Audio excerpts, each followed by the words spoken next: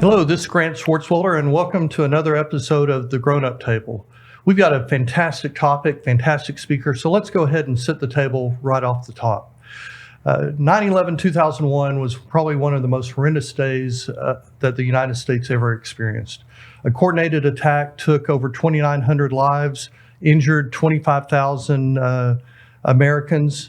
Of that amount, 422 first responders were killed in the New York area.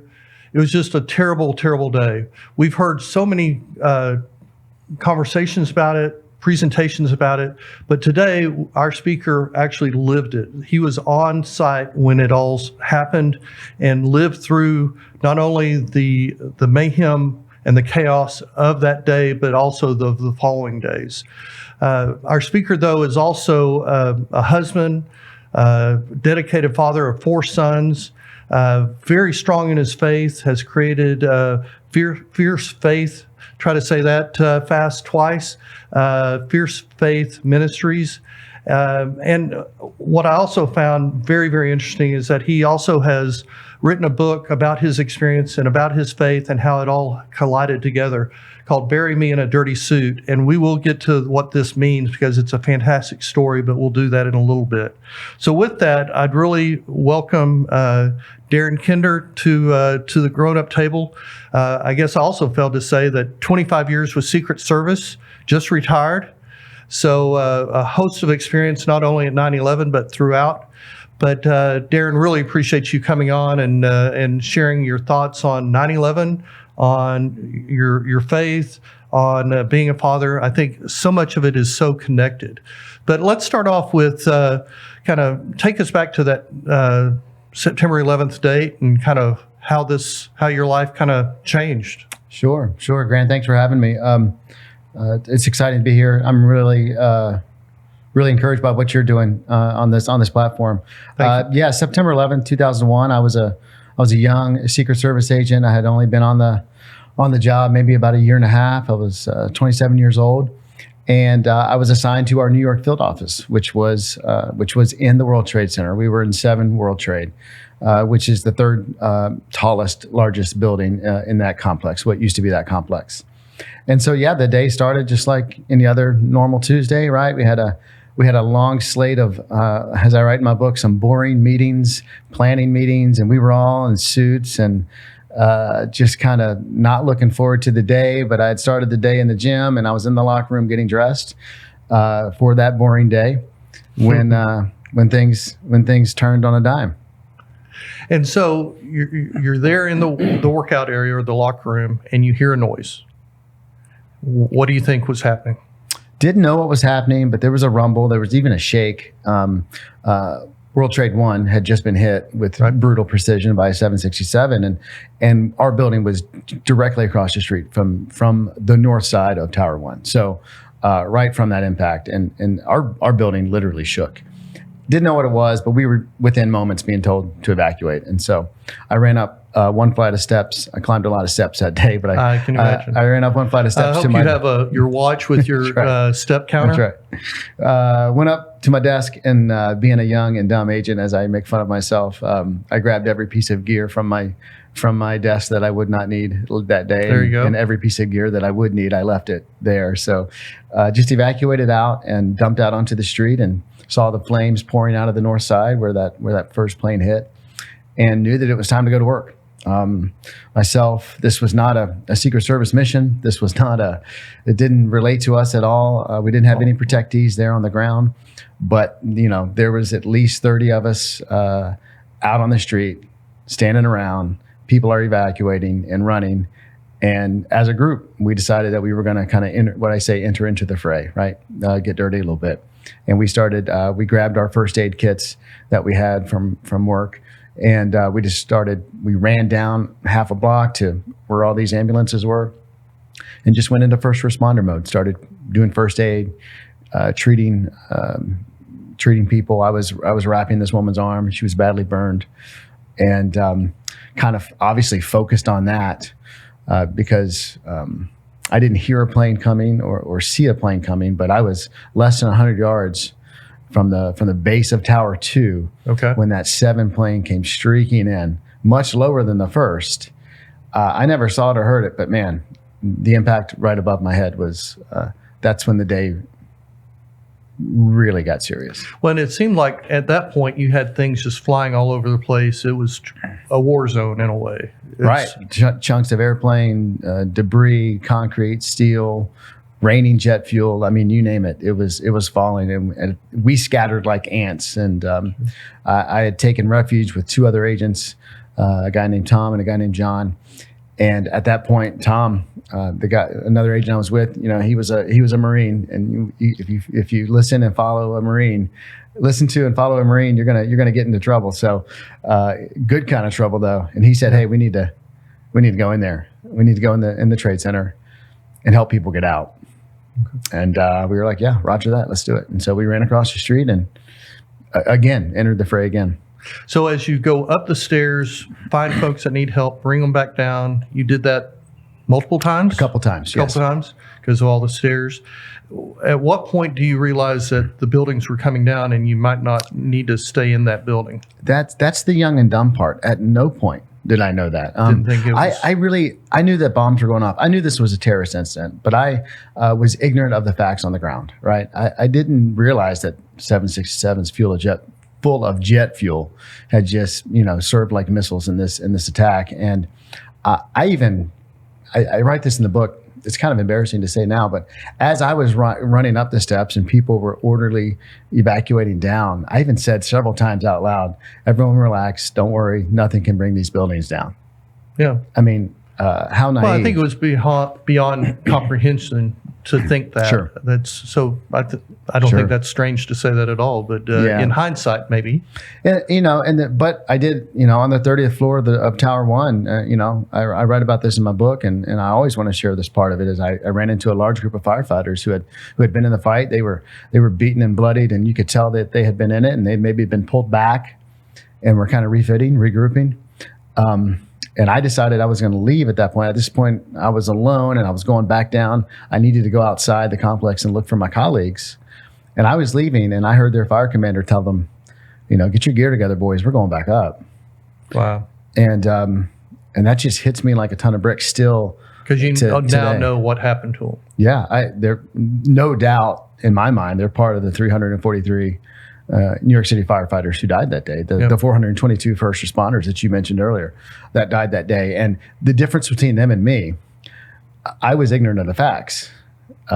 They had communications.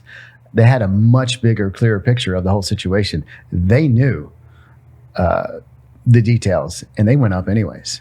Yeah. And so I'll forever tell this story as a way. And part of the reason I wanted to write this book was to kind of dedicated it to the first responders. It's a part of it. It's a love letter to the first responder community. So through all this, one of the things I'm always curious about is in this chaos, how do you operate? What goes through your mind? Obviously you've got the training through Secret Service to handle chaos but still this is the mother of all chaos. How do you handle that? How do you group? And it sounds like y'all just bonded together with your guys and said, go get them. And maybe that's all the thought there is. It's a very simple decision-making matrix in my mind. We call it, in the Secret Service, we would call it work the problem. Just work the problem. But how do you figure out what the problem is? There's a lot of problems there. Exactly. And that's what you have to stay focused on is you can't solve them all. We were not going to bring peace out of chaos and stability to the entire complex, right? But I could darn sure address the problems that were in front of me. So when I'm passing a woman who's slumped over and she can't evacuate anymore, she's now the problem. Take care of that. I'm going to pick her up and we're going to evacuate her out, right? Later in the story, when there's fire all around us and vehicles are all on fire, well, we're going to work the problem, right? And that is just knock down the next thing in front of you. And so what we started doing is kind of like tackling, right? Those tackling dummies in football. You hit the dummy, you tackle it, you get up and you go hit the next one and you go and just kind of, I call it stacking victories. You just make those choices and you stack them on top of each other. At the end of the day, you have this crazy story that I would write a book about 24 years later. But it was one decision at a time to do the next thing, to work the next problem. And it seemed like the best example of that, and you just alluded to it, I was going to talk about it later, but to keep it kind of connected, later on, your guys found all this fire everywhere, and you figured out, hey, there's a fire truck with some water. And it seems like what you were kind of, that fits with what you were saying. Here's a problem, let's take care of it. Tell that story a little bit. Do the next thing, work the problem. So we're fast forwarding in the story a bit. Yeah. Both towers have collapsed. Myself, I was with two other agents at this time. Actually, a third agent had joined us. So John and Rob and an agent named Frank. And we were in this intersection. We were looking, as I write in my book, we were looking for survivors, and all we found were bodies. Yeah. And we returned to the intersection of Church and Vesey Street, which is on the northeast corner of the complex. And as I write in my book, the only thing alive in that intersection was fire. I mean, just because all the fuel coming down, the paper, all everything. The fuel, the police cars and ambulances are burning, and gas tanks popping off. And there was office paper everywhere. The ground was covered in office paper, and it was all on fire. I mean, at the end of the day, my shoes were melted. My pants were like 3 inches shorter because I kept catching fire, literally. Yeah. And so in that intersection, to your point, was one fire truck that was largely undamaged, shocking to me. And one of the guys I was with, Rob, I believe, he said, we need to hook up a hose to that fire truck and start putting out these fires. Because you got to understand, Grant, that all the real firefighters were gone. All the ones that had responded to the scene were gone. That was kind of an epiphany you had. It's like, where are all the firefighters? I remember saying, where are they? And it just didn't occur to me that there's 343 of them erased. Yeah. And it would take time, right? It would take time to get into that mangled mess for units from all over the city to make their way in. And in that little intersection, we were the only ones. Yeah. The four of us. And my friend John, he chimed in. And he said, back in the day in high school, I was a volunteer firefighter. I bet I could figure it out. And John and this other guy, Frank, they start working on the truck. Rob and we pull the hose out, and they're throwing, levers and knobs. And I'm really not confident. And all of a sudden water starts pouring out of this thing. And we just became a 4-man amateur hour firefighting team in that intersection with one mission.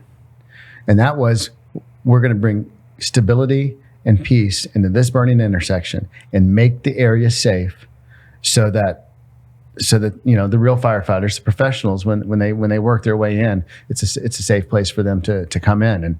And that's what we did. We weren't going to put out all the fire all over the complex, but we could dominate that one intersection and just doing the next thing, working the problem. When you might not solve all the problems, but you're solving that problem. And that's sure not, I guess, get on my soapbox, but that is kind of a life lesson of just solve a problem.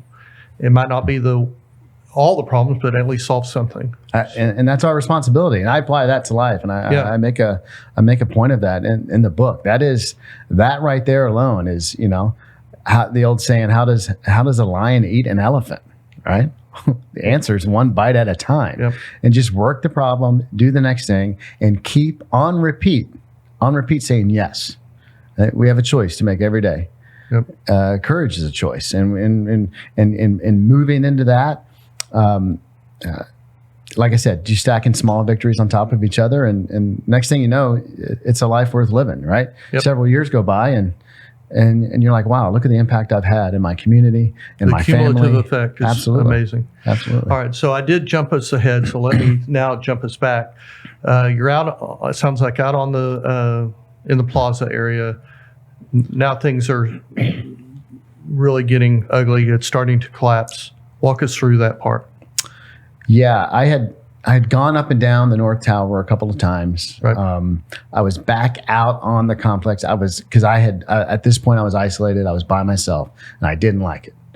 And I think that is, especially men, I think that's an application for life as well. Like we work so much better, and we're more effective when we're working shoulder to shoulder. Especially with like-minded brothers. That's just my personal opinion. And so I needed to find my guys, what I call my guys, right? And I'm out there and just standing on the corner of a complex, and I heard a strange high-pitched metal-on-metal screeching sound, something I'd never heard before. And I'm like, what is that? Apparently, that's the sound that steel makes before it's about to lose its fight with being overheated and lose its fight with gravity. And just as I looked up, the top of Tower 2 buckled and started to come down. And the first thought in my mind, it's the first two words in my book, is I'm dead. Yeah. I was, less than a football field in distance from the base of that, and 110 floors are coming down on my head. A lot of metal and cement. My second thought, thankfully, was run.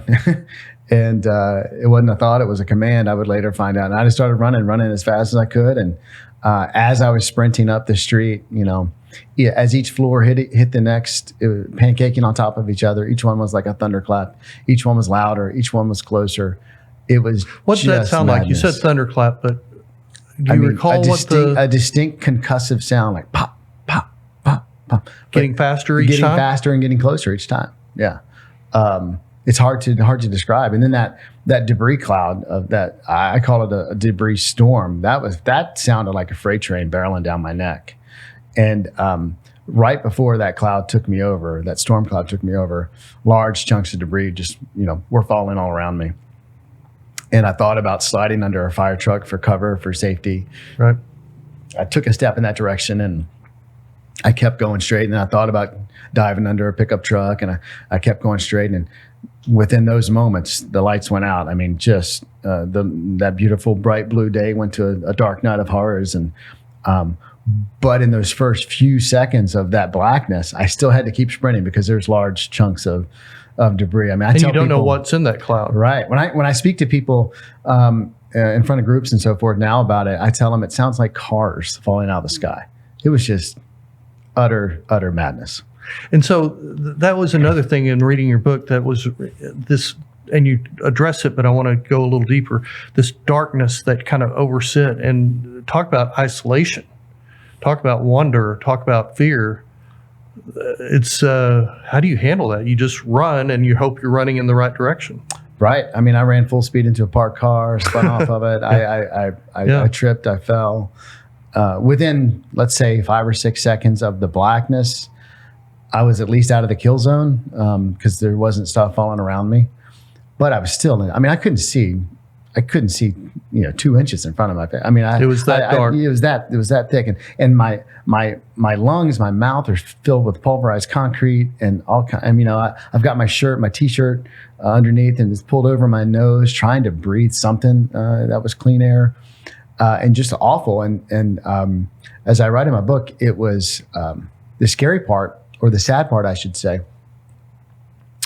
was that cloud kind of suffocated all noise. It was like a blanket, a thick, heavy blanket. I was going to ask about because you're not the only one running, I assume, right. And a lot of screaming. You don't hear any of that. I can't hear sirens. I can't hear any of that. All I could hear, and it was very distinct to me, all I could hear was screams and cries in the darkness, like other people that were either walking wounded or trapped or were just stumbling in the darkness, like myself. And it was haunting to an extent. Oh, I can well imagine. So it comes down, the cloud, then what? You go back, I know at one point you go and meet up with your guys at Chelsea Pier. Yeah. Well, I mean, I saw light piercing out of my left eye. I realized that there was a way out, that if I walked up this alley, between these two buildings north, there'd be sunlight that way, but those cries in the darkness just kind of stopped me in my tracks. And so I just stood there. I was just going to work the problem and do the next thing. And I really didn't have a grand plan, but I started screaming and yelling at the top of my injured lungs. Yeah. Follow the sound of my voice, come this way. They come to me. There's light this way. And as people made their way towards me, I would shoot them up the alley. Say, go to the light. Like just get out of here. Get away from it. Yeah. And maybe 10 or 15 people made their way to me over those periods of minutes. But then, now the clarity is starting to come back, but the time between the two towers collapsing was just crazy. I mean, I saw we're able to see things now. It's about 30, oh gosh, I should know this. I think it's about 30 minutes between the two collapses, 29 minutes, I believe. just madness. I mean, I saw So the clouds went away, or the dust settled in a way, dissipated a so little you bit. could then see. You could see, but Okay. the visibility was still very poor. I saw a man stumbling across the street, and an ambulance just turned around the corner and just nail him, just hit him, because they didn't see each other. I heard a cry. I looked over. I see a person with their femur sticking out, and I picked the person up. And to this day, I can't remember if it was a man or a woman. Really weird. And another guy just saw me and randomly running down the street with a shopping cart and said, "Hey, put him or her in here." It just that kind of thing. It was the worst of humanity, but it was the best of America. Right. And I That's like to make that point, because this attack was the worst of humanity. But what I saw at salient moments was just about, I saw people just pouring out of convenience stores and drug stores with first aid equipment, with water, and not taking it, but giving it and sharing it, and people helping each other wash each other's eyes out and bandage wounds. As I write in my book, these were citizens, right? The civilians all ran, but a lot of citizens stayed and took care of each other. And there's a difference. And that was still, to this day, I find that very encouraging. Well, and I think that this dovetails with and you alluded to it earlier, about courage is a choice. And that you can either run in or run away. Exactly. Courage is a choice. Are you going to be driven by fear? Are you going to be driven by the desire for comfort? And I talk about this a lot in my book, because I think it's a direct application to life and how we're all called to live, at least a life worth living. Right. And that we can be driven by fear, we can be driven by the desire for comfort, or we can make the hard choices. We can answer the bell, right? We can answer the bell when it's rung, and respond to our citizens. And courage is it's something that, me as a man of faith, it's born from faith in the promises of God. It's a product of faith in the promises of God, and one of those is that He is with you. And so I know that He is with me throughout life and throughout awful circumstances like this. And it's a choice. It's like a muscle that needs to be flexed every day. And that's why I say, I did some crazy things that some would say were courageous on this day. But I think I was living a life that helped train me for that. And I've trying to live a life ever since. And I'm trying to raise 4 sons that are going to live life with a heart of courage, knowing that rent is due every day. Those are reps. Those are muscles that need to be built by making the choice to choosing to enter into the hard places, choosing to enter into the difficult times, and saying, yes, I'm going to be part of the solution. And it's great to have that faith in God, faith in Jesus, and I think you're alluding to it, that just because that gives you comfort doesn't necessarily, or I'll maybe phrase it as a question, does that drive you to be courageous? It seems like what you're saying is that you still also have to make that choice too. Mm-hmm. It's great to have God on your side, but you still have to put a foot in front of the other, but knowing that I'm not entering any battle or any difficult place alone. He's going to give me the courage. He's going to give me the strength. He's going to give me the wisdom. He's going to give me the words to say. Even if it's a difficult, hard conversation that I have to have with someone, knowing that I'm never in that struggle alone, I find extremely encouraging. Sure. No, I can. And so back to the courage as a choice, that kind of blends, I think, in my little head with the story that a little later in the day, when you get to Chelsea Pier, you get there with your guys and other guys. Mm-hmm. Tell that story, because it seemed like there was some that made certain choices and some that made other choices. Right. Yeah. And here's where we get to the title of the book, right? Yes. The title of the book is Bury Me in a Dirty Suit. And so we were at that same intersection. We had finished putting out fires. All the real professional firefighters had showed up, and we did a few other things, and we helped some wounded people. We did some search and rescue type stuff. But at some point, one of the agents I was with finally found out where all the other Secret Service agents had the rendezvous point. Right. And so his car was not, it's only a couple blocks away. So we piled into his car, the 4 of us, and we drove about 30 blocks north or so to a place called Chelsea Piers, right on the Hudson River. Yep. And at that point, we walked in. Now, the 4 of us walk in. We are we are beaten and bloodied and haggard. Like, I mean, just Had a tough day. had a rough day. And and as I look, we entered into a large room, and as I looked to the right, there's a large group of other agents, other colleagues, and they looked just like we did. We're kind of giving each other a look and a wink and a thumbs up or something. And then, but Grant, as I looked across the other side of the room, and there was almost like a intentional divide between the two, I saw a large group of colleagues, and they were different. They were their suits were clean. Right.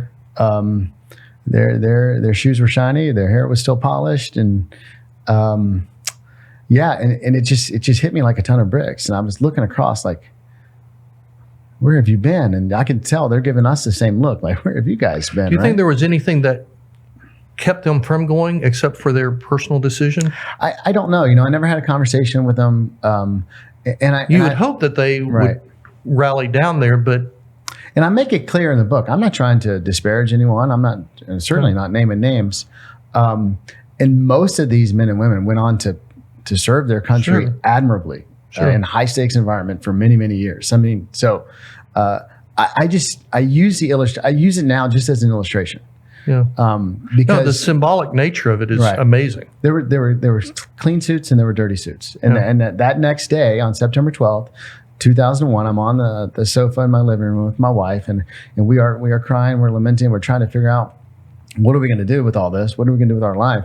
And in prayer, I made a promise to God. I said, Lord, you should have taken me the day before. I said, Lord, you should have taken me 3 times yesterday. I get that. And I'm not entitled to know the answer why, but I know you must have saved me for a purpose, for a reason. And whatever that is, I'm going to spend the rest of my days getting my suit dirty for you. And as I finished that prayer, I said, Lord, when I punch out of this world and into the next, bury me in a dirty suit. And little did I know, of course, that 24 years later, that'd become the title of my book.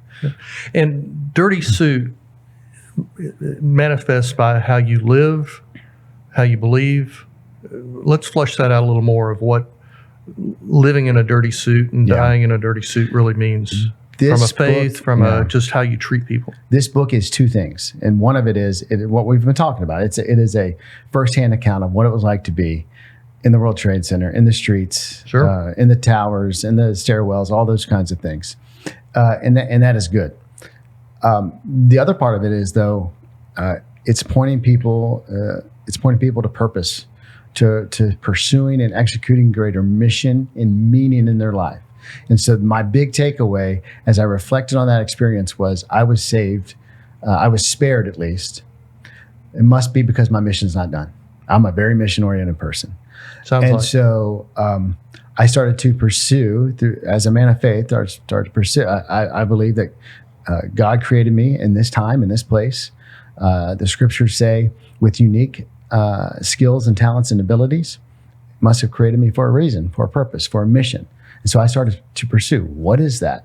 And so in this book, it's all about helping people discern, figure out, for lack of a better term, the plan, the purpose for their life, and then equipping them to spend the rest of their days getting after it.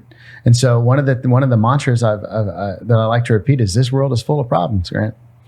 You and I believe you and I were created to be the solution to at least one. Yep. And so I'm going to take that very seriously as my role as a husband, my role as a father, and my role in my community and in my church. And I talk about that in the book. But I also think there are societal issues. There are problems in this world where there is pain, where there is suffering. I call them arenas. Each one of those, take child sex trafficking, domestic violence, homelessness, drug abuse and addiction. Unfortunately, I could go on. Yeah, well, there's a limit to this podcast, so me, like, for child sex trafficking is an issue that just moves my soul. It grieves the soul within me, the spirit within me. Helpless people. And I'm going to be part of that solution. And so each one of these are the arenas. And as I like to say to men, brothers, there's arenas out there waiting for their gladiator just to show up.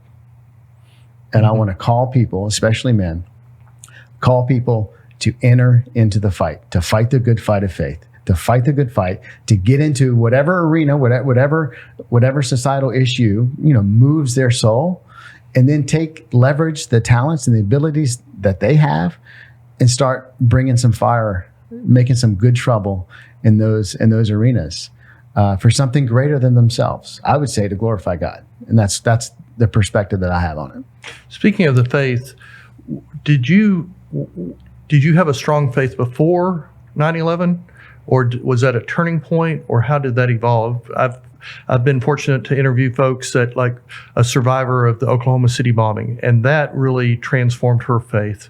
It was a kind of an awakening, but others might have it before, and it just walk me through if that one event, what it affected, if at all. I came to faith in Christ in high school, and then kind of meandered through it in college and took it more seriously as a young adult. So I was a believer. I was significantly less mature believer. I mean, I was, You're 27. Good things happen to good people only, right? Bad things happen to bad people only. Well, how foolish is that? That's not how the world works. So, sure. Like you said, I was 27. What did I know? So the process after that was about 4 or 5 years, honestly, of struggle, of me asking for purpose and asking for clear mission and meaning, and really not receiving anything until about 4 or 5 years later, when the Lord started to put on my heart, kind of speaking to men and men's ministry and fatherhood and husbands, what it looks like to be a godly husband and a godly father. And I started to find my lane. I was like, oh, I can speak to men. I can write to men specifically. I'm equipped to do this. It turns out I'm pretty good at it. Yeah, this is clearly. Well, this you is have part a of my little mission. credibility because of your experience, not just 9/11, but Secret Service. Sure. And part of me was like, do I leave the Secret Service? I thought about quitting the Secret Service, every day for years. But in being obedient and following, I ended up doing 25 years there. I came in contact with a 9/11 survivor, big Wall Street guy.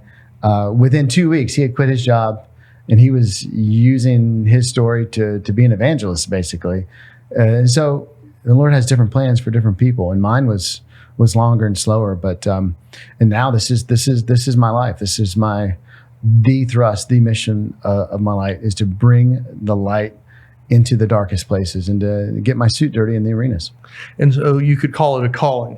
A calling, absolutely. And that was something else in your book that really interested me, because how do you know when a calling is a calling and it's the right calling?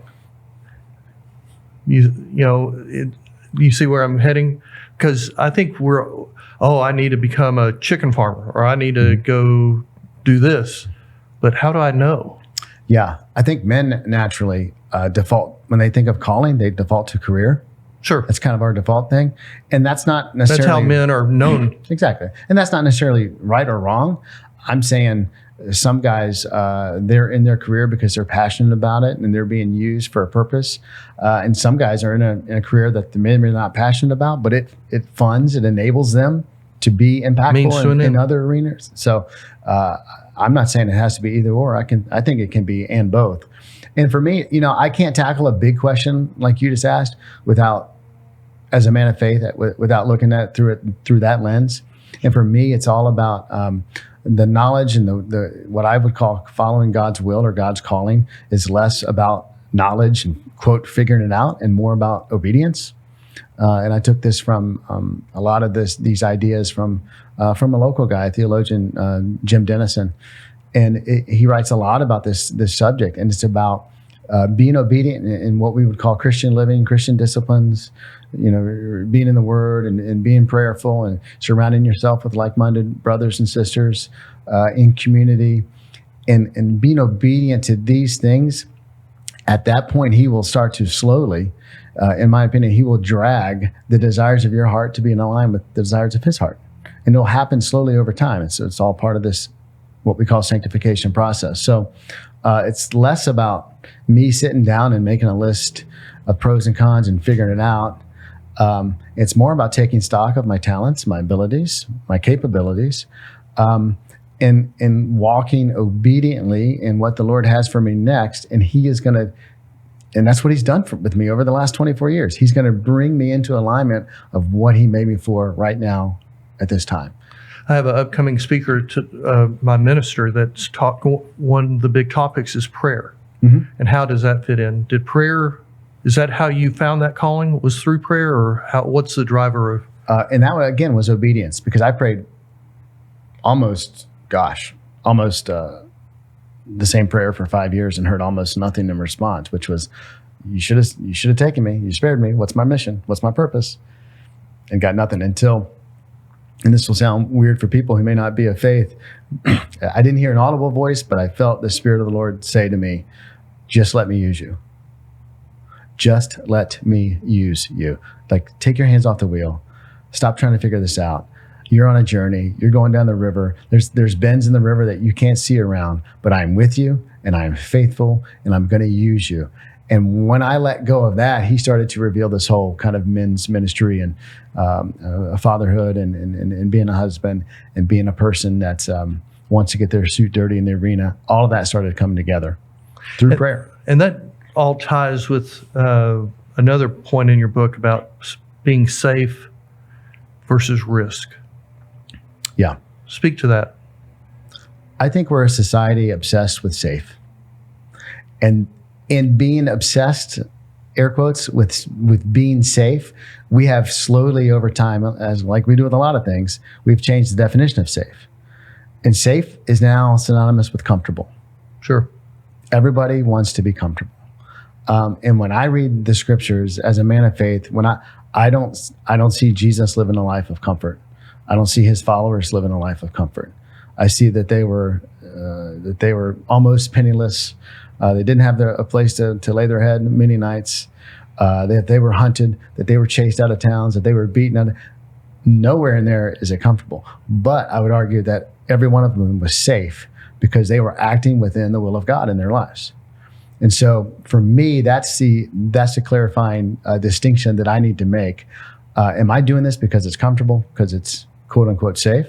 Or am I doing this because, this is God's will? And there's no safer place to be than the center of God's will.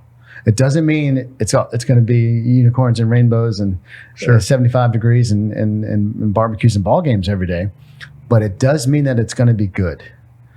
It doesn't mean there's going to be challenges, but it is going to be good, and he's faithful, and he's going to do good things with it, and he's going to be glorified. And and in doing that, the side effect is I'm going to experience contentment, fulfillment, and dare I say joy, like a sustaining joy, because I'm being used for something greater than myself.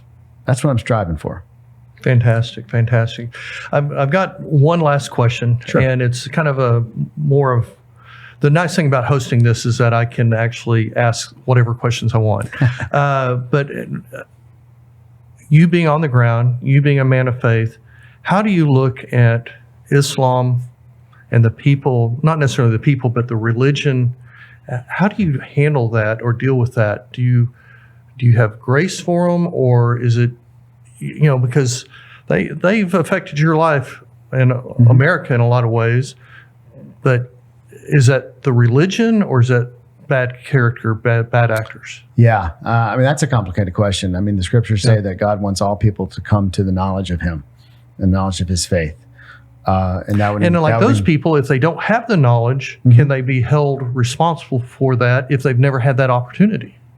Right. So that for me, that inspires me, and that wants me to be what I call light in the darkness. Okay. So sometimes in the darkness, you can't, my friend has a way of saying this, you can't walk into a dark room, open up the window and start shoveling out the darkness. You gotta bring the light in. And so there's many people I think are called to that arena, which is going to the Muslim community and bringing the light into the darkness, and bringing the light of truth and the light of faith, the light of Jesus into those dark places. I don't have a ton of experience in that regard. But I know, I afterwards, and I was angry. I was bitter about a lot of things. But that anger breeds bitterness. Righteous anger breeds action. And so I'm going to focus on righteous anger. But yeah, it is. It's something that has to be addressed, and we can't. I think as people of faith, we can't avoid it. We can't No. bury our head in the sand and hope that it's go away, and we can't worry about what the world is going to think of us. I think we just need to boldly proclaim the truth in love. Boldly proclaim the truth in love, and that's called pushing back darkness. And that's what the Apostle Paul refers to, the fight the good fight of faith. And I think that's part of it. And some people don't like that language, but you know what? That's the language that was used because it is a spiritual battle. And our enemies are not people. If I had if my neighbor was Muslim or something, my enemy is not that my neighbor, that person, but our enemy is the powers over this present darkness. It's a spiritual battle. It's a cosmic conflict. Mm-hmm. And that we're told to speak truth and to use the power of Christ to break those strongholds, and that is through, say you have your neighbor, that's through loving them, that's through having them over for a meal, being kind, being gracious, and speaking truth when necessary, and saying this is where I stand on things. I mean, all of those things, we just have to check our motivation when we're doing them. Right. But I think we can do them and do them effectively and do them well. Darin, thank you very much for the conversation. Let's clear the table now. When I started the Grown Up Table podcast, I put the subtitle Conversations on Character in Life. And I think this podcast episode shows that in spades because of the character that Darin had, the life that he's leading. But I think the lessons that it really helps all of us to understand of how we can make, I think he said rightly, to make kind of attack one battle at a time, and how that can really help us cumulative have a life that's full of joy and hope and success, and something you can look back at. I urge you to, this is a fantastic book. He's a fantastic speaker, as you can tell. I will have some autographed books that I'm going to get from him. So if you're interested, reach out to me. And if you're interested in him speaking, I'd be more than happy to put y'all together. But thank y'all for listening to this. And again, if you find this of interest, of joy, please pass it on to others. Follow us on YouTube or wherever you get your podcast. And look forward to having you join us in our next episode. Thank you.